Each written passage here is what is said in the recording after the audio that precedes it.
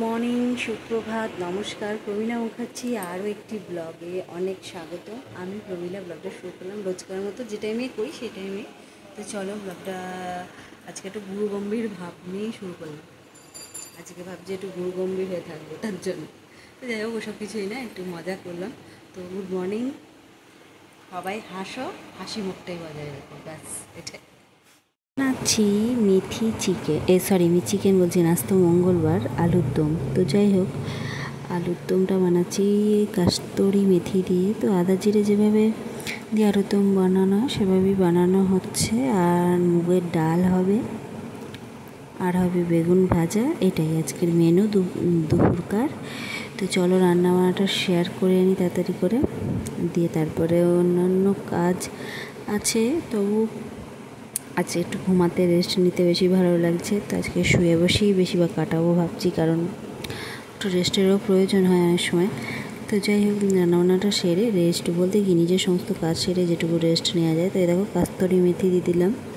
আর এই সানরাইসের প্যাকেটটা দেখিয়েছি বলে ভেবো না কোনো প্রমোট করছি। তো যাই হোক, এদিকে রান্নাবান্না সব কমপ্লিট দিয়ে সেই রান্নাবান্না সেরে সমস্ত মোটামুটি কাজকর্ম করে এখন বসে বসে ল্যাদ খাচ্ছি, যাকে বলে ল্যাদ খাওয়া, যাকে বলে।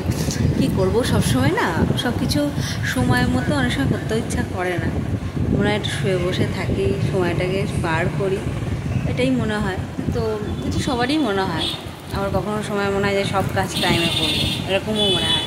তো আজকে ইচ্ছা করতে আমি ল্যাদ খাচ্ছি, কারণ ইচ্ছা হলো, শরীরটাও ভালো লাগছে না, তার জন্য। আর শরীরটাকেও তো ঠিক রাখতে হবে না, সব কিছু করতে গিয়ে শরীরটাই যদি অসুস্থ হয়ে যায়, তাহলে বলে না সব কিছুই বৃথা। স্বাস্থ্যই সম্পদ, কথাটা আমার বাবা আমাকে সবসময় বলে, মানে সারা জীবন ছোটোবেলা থেকেই বলে, তুমি যাই করো না কেন, অর্থ উপার্জন করে নাও, ভালো কিছু পড়ো, খাও দাও, যা খুশি করো, কিন্তু স্বাস্থ্য যদি তোমার ঠিক না থাকে, তুমি কোনো কিছুতেই ভালো থাকতে পারবে না। তো স্বাস্থ্যটাকেই তো আগে ভালো রাখতে হবে, তাই না? স্বাস্থ্যটাকে ভালো রাখতে হবে, মনকে চাঙ্গা রাখতে হবে, তবেই সব কিছু। তো চলো, আমি এবার যাবো ছাদে, জামা কাপড়গুলো মেলা টেলার ব্যাপার আছে। আর তোমাদেরও ভাবছি নিয়েই যাব, কী করবো, নিয়েই চলো, আমার সাথেই চলো। কারণ একটু আকাশের সাথেও একটু আমাদের কথোপকথন তো হয়। ধরো আকাশ দেখি, তোমাদেরকেও তার মাঝে দেখাই। আকাশ তো তোমরাও দেখছো, কিন্তু আমার নজরে একবার দেখাও, ভালো লাগবে তোমাদের। তো চলো। তো বন্ধুরা, চলে এসেছি স্নান টান সেরে। তো গিয়েছিলাম ছাদে জামা কাপড় তুলতে, তোমাদের একটু আকাশটাও দেখালাম, বেশ সুন্দর লাগছিল, রোজকার মতনই। শরতের আকাশ বলে কথা, এটা তো সুন্দর লাগার কথা। তো যাই হোক, তোমাদের সামনে কিছুক্ষণ পরে আসছি আবার। তো চলো, দেখতে থাকো তাহলে। তো বন্ধুরা, এখন অনেক রাত, এবার ঘুমিয়ে পড়তে হবে। আর খাওয়া দাওয়াটাও করতে হবে। আজকে ব্লগটা সেভাবে কন্টিনিউ করিনি, যেতেই করিনি।